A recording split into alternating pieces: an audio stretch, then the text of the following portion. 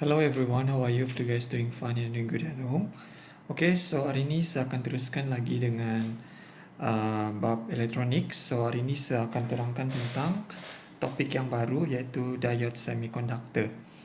Okay, so sebelum saya pergi dengan lebih lanjut, saya mau refresh balik dulu tentang pengajaran, isi pembelajaran yang sebelum ini. Okay, saya sudah sentuh tentang 3 benda. Okay, iaitu semiconductor asli, semiconductor jenis P dan semiconductor jenis N. Okey, untuk semiconductor asli, okey, so kamu sudah tahu pada suhu yang rendah dia bertindak sebagai penebat, manakala pada suhu yang tinggi dia bertindak sebagai konduktor. Okey, contoh semiconductor asli adalah seperti silikon dan germanium. Okey, so sekarang ini kita mau tingkatkan kekonduksian semikonduktor asli ni. So kita kena jalankan satu proses itu dipanggil sebagai pendopan. Pendopan adalah penambahan benda asing ke dalam semikonduktor asli untuk meningkatkan kekonduksiannya. Okey, so kalau kita dopkan dengan atom trivalen, okey, yang mempunyai tiga elektron valence, okey, semikonduktor yang terhasil adalah semikonduktor jenis P. Okey. So di mana semikonduktor jenis P ni membawa charge majoritinya adalah bercharge positif. Di mana lohong itu mewakili charge positif. Okey, sebab semikonduktor jenis P ni dia mengalami kekurangan elektron. So ada satu lohong yang wujud. So lohong itu bertindak, kita boleh wakilkan sebagai charge positif. Okey, manakala semikonduktor jenis N pula kita dopkan dengan atom pentavalen. Di mana atom pentavalen ini mempunyai 5 elektron valence. Oleh itu dia mempunyai satu lebihan elektron. Di mana satu lebihan elektron ini dia bebas bergerak, tidak diikat dengan ikatan kovalen. So contohnya kita dopkan dengan satu atom iaitu contohnya phosphorus. Okey, so wujudnya semikonduktor jenis N. Semikonduktor jenis N ini dia mempunyai charge majority iaitu elektron. Okey, so semikonduktor jenis P kita boleh buat kesimpulan di sana pembawa charge majoritinya adalah charge positif yang diwakilkan oleh lohong. Manakala semikonduktor jenis N pembawa charge majoritinya adalah elektron. Okey. So, hari ini saya pergi lebih lanjut tentang diode semiconductor. Apakah diode semiconductor ni? Diode semiconductor ni adalah dia terhasil apabila semiconductor jenis P dan semiconductor jenis N dicantumkan. Okey. So, dalam arti nama kata lain dia dipanggil sebagai simpang PN. So, diode semiconductor ni, so semikonduktor jenis P dan semikonduktor jenis N dicantumkan, di mana kita sudah tahu bahagian ini dia adalah bercharge positif. Why? Sebab dia adalah semikonduktor jenis P yang mempunyai pembawa charge majority adalah lohong yang kita boleh wakilkan dia adalah sebagai bercharge positif. Manakala di sini ini adalah semikonduktor jenis N, so kita boleh cakap ini adalah bercharge negatif. Okey, why? Sebab semikonduktor jenis N mempunyai charge majority adalah elektron. Okey, so simbol untuk diode ni, dia punya simbol adalah macam ini ya. So yang ini mewakili semikonduktor jenis P dan yang pagar ini nampak macam itu, itulah adalah diwakili oleh semikonduktor jenis N. So kita boleh buat rumusan sini, ini adalah terminal positif, ini adalah terminal negatif. Okey. So fungsi diode ni dia adalah komponen elektronik yang membenarkan arus elektrik mengalir pada satu arah sahaja. Okey. So itu yang saya mau kamu highlight di situ. So fungsi fungsi diode ni adalah membenarkan arus elektrik mengalir pada satu arah sahaja. Okey. So sekarang ini untuk senang faham daripada simbol ni, daripada simbol diode ni, kamu nampak di sana anak panah kan? Yang ini anak panah. So ini menunjukkan arus bagaimana diode ini berfungsi. Arus elektrik kena mengalir daripada positif ke negatif. So anak panah tu menunjukkan, kita boleh wakilkan sebagai arah pengaliran arus elektrik dalam diode. Wajib macam itu. Okay. So apa yang kamu kena tahu, diode ni adalah terhasil daripada cantuman di antara semikonduktor jenis P dan semikonduktor jenis N. So simbol dia adalah ini. Dan fungsi diode adalah membenarkan arus elektrik mengalir pada satu arah sahaja. Okey, so saya bagi kamu dua situasi di sini. Okey. So kita tengok ini adalah satu liter yang lengkap di mana ada bateri, ada diode dan ada mentol. So kita tengok di sini. Adakah mentol akan bernyala? Okey. So sekarang kamu tengok terminal positif bateri disambungkan, ini adalah positif kepada positif pada diode. Okey. So di sini adalah negatif dan di sini adalah disambung dengan negatif juga. Okey. So arus elektrik sekarang mengalir. Okey, daripada terminal positif ke terminal negatif. Okey. So sekarang kamu tengok diode membenarkan arus elektrik mengalir dalamnya. Why? Sebab arus elektrik mengalir daripada P ke N. Okey. So dia benarkan lalu. Bila dia benarkan lalu, arus elektrik akan melalui mentol. So mentol akan bernyala. Okey, so situasi ni kita panggil sebagai pincang hadapan. So bila diode mengalami pincang hadapan, maksudnya di situ dia membenarkan arus elektrik melaluinya. Bila dia membenarkan arus elektrik melaluinya, mentol akan bernyala. So untuk senang ingat, pincang hadapan ni maksudnya diode membenarkan arus elektrik melaluinya. Okay. So why? Kenapa mentol bernyala di sini? Okay. Apabila kita onkan switch, diode mengalami pincang hadapan. So oleh itu mentol akan bernyala di situ. Bernyala. Okey. So sekarang ini katakanlah saya kasih terbalikkan itu sambungan bateri. Okey. So sekarang ini terminal negatif bateri disambungkan ke positif pada diode, manakala terminal positif disambungkan kepada negatif. Okey, so bila kita terbalikkan ini susunan bateri, kita dapati arus elektrik mengalir pada arah yang bertentangan. Okey. So sekarang ini saya mau tanya kamu, adakah diode membenarkan arus elektrik melaluinya? Tidak. Tidak. So situasi itu kita panggil diode mengalami pincang songsang. So bila diode mengalami pincang songsang, dia tidak membenarkan arus elektrik melaluinya. Okey. So di sini mentol tidak akan bernyala. So untuk situasi ini, so untuk pincang songsang kamu kena ingat diode tidak membenarkan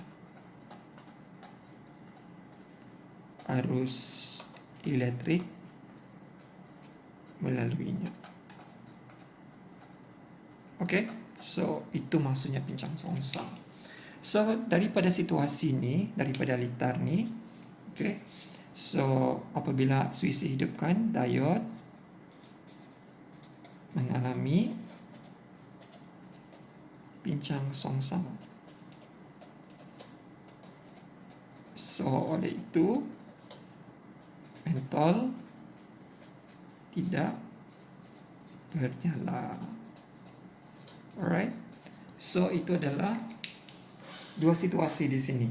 So apa yang kamu kena tahu? Pincang hadapan maksudnya diode membenarkan arus elektrik melaluinya. So mentol akan bernyala. So kalau diode mengalami pincang songsang, arus elektrik tidak dibenarkan melaluinya. So that's why mentol tidak akan bernyala. Okay, sebab arus elektrik tidak dapat mengalir pada satu liter yang lengkap. Kalau di sini pincang hadapan, arus elektrik boleh mengalir pada satu yang lengkap menyebabkan mentol akan bernyala.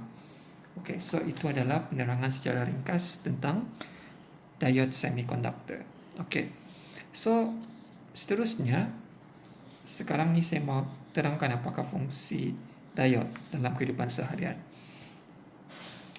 Okay, so sekarang ni kamu kena tahu lagi satu proses. Proses itu dipanggil sebagai rektifikasi. Okay, proses rektifikasi ni dia adalah penukaran arus ulang-alik kepada arus terus. Okay, so di sini, so proses rektifikasi ini dia melibatkan penggunaan diode. Okay, contohnya di sini daripada graf ini adalah graf untuk arus terus. Okay, arus ulang-alik. Sorry. So ini adalah AC. So ini adalah DC. Direct current, alternating current. Arus ulang-alik dia mau tukar kepada arus terus. Okay, so sebagai penerangan ringkas, okay, saya kasih terang dulu lah macam mana itu arus ulang-alik boleh menyalakan lampu. Okay, sekarang ini ada satu liter yang lengkap dan bekalan kuasanya adalah arus ulang-alik. Okay, dan kamu tahu arus ulang-alik ni boleh mengalir pada dua arah yang bertentangan pada satu ketika secara berselang-seli, tapi dia berlaku dengan sangat pantas lah. Okay, so sekarang ini katakanlah arus elektrik mengalir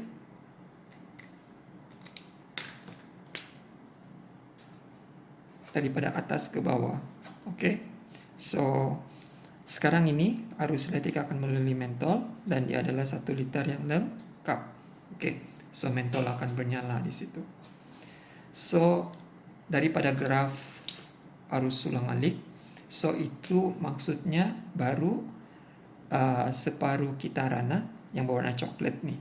Okay, so itu adalah pada satu pusingan. Maksudnya dia adalah separuh kitaran daripada graf. Okay, so pada selang masa yang kedua, arus elektrik akan mengalir pada arah yang bertentangan daripada bawah pula. Okay, yang berwarna hijau. Okay, so ini adalah satu arus elektrik mengalir dalam 1 liter yang lengkap dan dia melalui mentol, so mentol akan turut bernyala. So ini adalah separuh kitaran yang kedua yang berwarna hijau. Okay, so apa yang saya mau kasih terang di sini, bagaimana kita mewakilkan pengaliran arus dalam satu graf. So ini adalah separuh kitaran yang pertama. Okay, so itu maksudnya daripada atas ke bawah. So yang di sini ni maksudnya negatif, maksudnya arah yang bertentangan. Okay, so that's why dia mengalir pada arah macam itu. So ini adalah separuh kitaran yang kedua. Alright, so sekarang ni kita mau tukar daripada dua arus ulang-alik itu, kita mau tukar dia kepada arus terus. Maksudnya arus terus dia mengalir pada satu arah sahaja. Okay. Okay, so itu macam mana kita mau tukar, kita guna satu proses, kita guna itu proses sebagai rektifikasi ya. Rektifikasi ini adalah proses penukaran arus ulang-alik kepada arus terus. Okay, terdapat dua jenis rektifikasi ya yang kamu kena tahu. Rektifikasi yang pertama dia dipanggil sebagai rektifikasi separuh gelombang. Rektifikasi separuh gelombang ni dia melibatkan cuma satu diode sahaja, Dan daripada liter yang lengkap ni, okay, so ini adalah bekalan arus ulang alik, simbol bagi bekalan arus ulang alik, dan ini ada diode, satu diode, dan ini ada satu perintah dan di sini OSK. Fungsi OSK adalah memaparkan corak arus. Memaparkan corak arus yang terhasil dalam screen-nya lah. Oke, kamu akan nampak bentuknya macam mana. Oke, nanti kita akan lukis di sini. Oke, so sekarang ini kita sudah tahu, katakanlah sekarang arus elektrik mengalir daripada atas ke bawah. Oke, daripada atas ke bawah. Oke, so bila arus elektrik mengalir pada atas ke bawah, diode akan pada separuh kitaran yang pertama, arus elektrik akan mengalir daripada atas ke bawah dan diode mengalami pincang hadapan. Maksudnya di sini dia membenarkan arus elektrik melaluinya. So dia lalu OSK. So OSK pun mula memaparkan dia punya corak.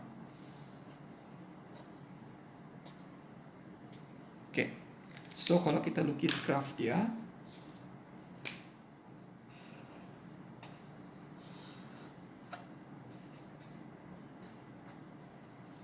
so separuh kitaran yang pertama akan wujud. So sekarang ini kita tengok untuk separuh kitaran yang kedua. Warna hijau ini kita dapati daripada bawah ke atas. So sekarang ini bila macam ini, diode akan mengalami pincang songsang. Maksudnya arus tidak dapat mengalir pada satu litar yang lengkap. Pada separuh kitaran yang kedua. So menyebabkan OSK ini dia tidak memaparkan corak pada skrin. So that's why dia garis lurus sajalah. So itu. Kenapa macam itu? Sebab diode mengalami pincang songsang pada separuh kitaran yang kedua.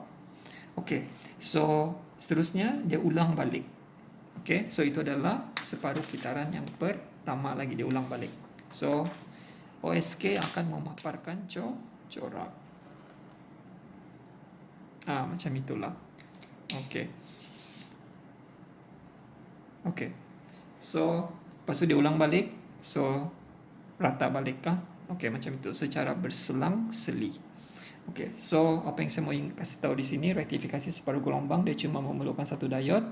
Pada separuh kitaran pertama, diode mengalami pincang hadapan. So OSK akan memaparkan corak ini. So pada separuh kitaran yang kedua, diode mengalami pincang songsang. So OSK tidak memaparkan corak dia. So maksudnya di sini ini adalah menunjukkan arus elektrik telah ditukar daripada arus ulang-alik kepada arus terus. So ini maksudnya pada satu arah sahajalah. So ingat. So katakanlah di sini litar ini saya tambah satu komponen elektronik lagi ya. So ini adalah simbol bagi kapasitor, di mana dia punya ini sama panjang dan kapasitor ni wajib disambung secara selari pada litar. So fungsi kapasitor di sini, kapasitor berfungsi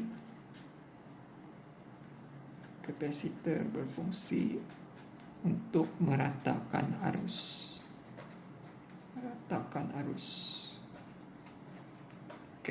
So maksudnya di sini bila kita tambah kapasitor di sini, apa yang berlaku kepada corak pada OSK, corak arus terus ini. So dia akan bercorak macam ini ya.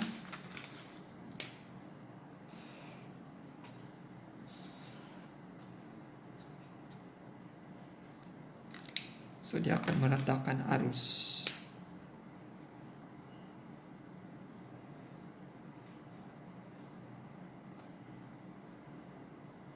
Macam itu. So ini adalah arus terus yang kalau kita dapati, ini adalah yang asal dia tadi.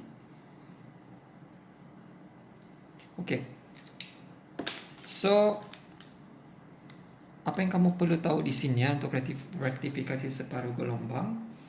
Oke, so corak ini adalah corak graf arus terus yang dipaparkan oleh OSK tanpa kapasitor. So coraknya macam ini. Kalau kita tambah kapasitor dalam itu litar kita, oke, so coraknya adalah macam ini sebab arus elektrik telah diratakan oleh kapasitor. Oke. So seterusnya jenis rektifikasi yang kedua. Oke, rektifikasi gelombang penuh. Oke, rektifikasi gelombang penuh ni dia memerlukan 4 diode. Oke, so katakanlah sama juga di sini bekalan kuasanya adalah bekalan kuasa arus ulang alik. So ada 4 kapasitor di sini. Oke, saya label lah. So ini adalah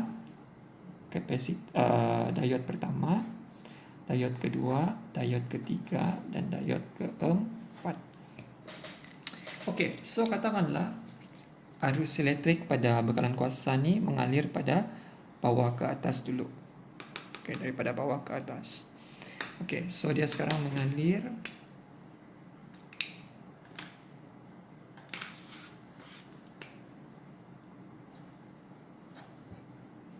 Oke, so di sini dia melalui satu simpang. Oke, so kamu tengok di sini mana satu simpang dia akan pilih. Sama ada dia lalu kapasitor diode pertama atau diode yang kedua. Oke, so dia akan pilih jalan untuk kapasitor yang diode yang kedua. Oke. Oke, sebab dia di sini diode-nya mengalami pincang hadapan, ini mewakili pincang songsang, that's why dia pilih ni. Oke, so dia teruskan jalan.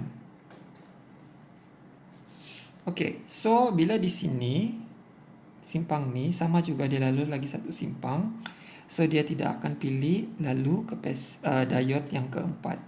Oke, kenapa dia tahu dia akan mengalami pincang songsang? So arus itu terus lalu pergi sini, so dia akan lalu OSK.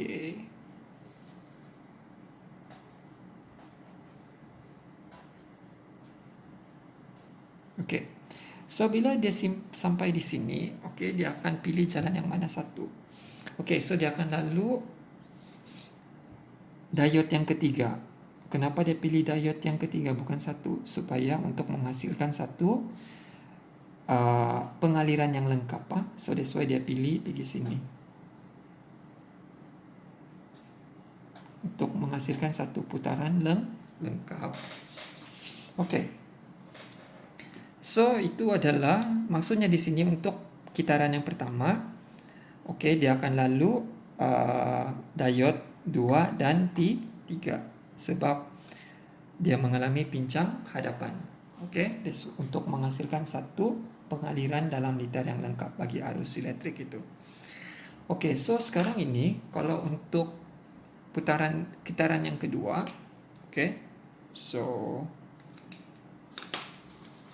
kitaran yang kedua daripada bawah ke atas. Oke, so dia lalu situ. Oke, so di sini dia akan nampak simpang. Oke, dia akan ikut jalan mana satu. Dia akan lalu diode yang keempat. Dia tidak lalu diode yang ketiga sebab dia tahu sini pincang songsang, sini pincang hadapan. Oke, so sama juga di sini. Dia akan lalu, dia pilih mana satu dia mau ikut. Pergi sini kan, pergi sini. Obviously dia akan pergi sini kan. Sebab di sini untuk diode kedua ni dia tahu dia mengalami pincang songsang. So dia pergi sini terus. Oke, so sama juga.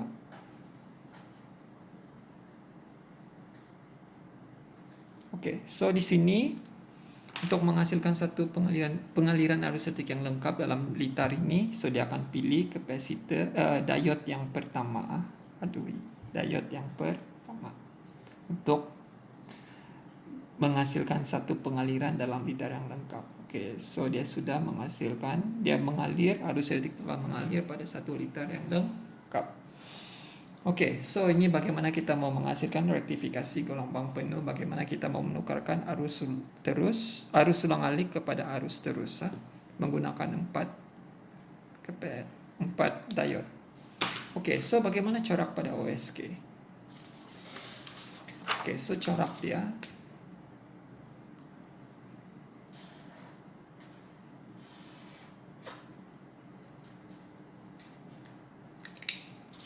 Okay, so ini adalah corak dia.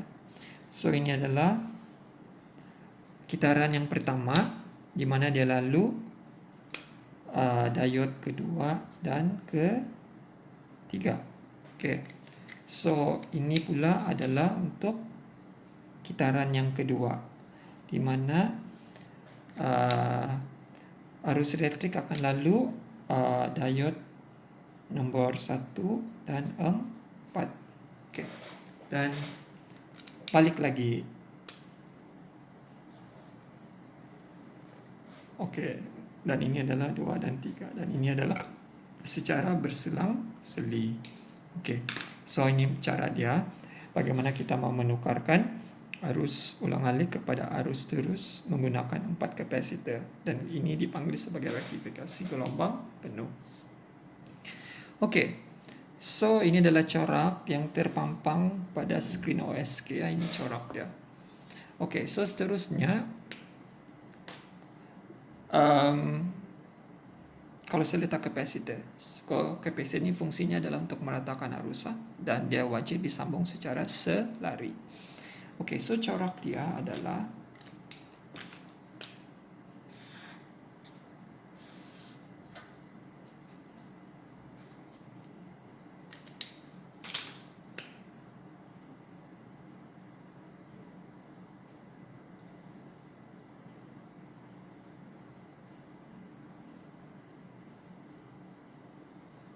okey.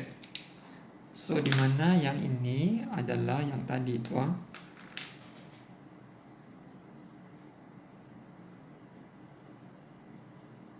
sorry.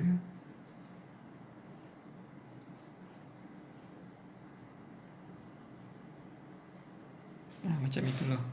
Ini adalah yang selepas diletak dengan kapasitor. Ini corak arus elektrik yang terpampang pada skrin OSK.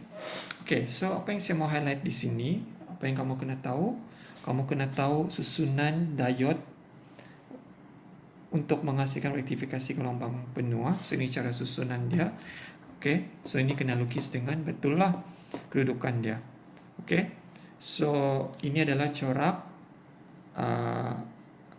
arus terus yang terhasil pada skrin OSK tanpa kapasitor. So ini adalah corak arus terus yang terpampang pada skrin OSK jika diletak dengan kapasitor. Okey, so dia punya arus telah rata. Fungsi kapasitor adalah untuk meratakan arus terus. Dan yang kedua, dia wajib disambung secara selari. Okey. So secara rumusan dia, okey, apa yang kamu kena tahu? First, diode.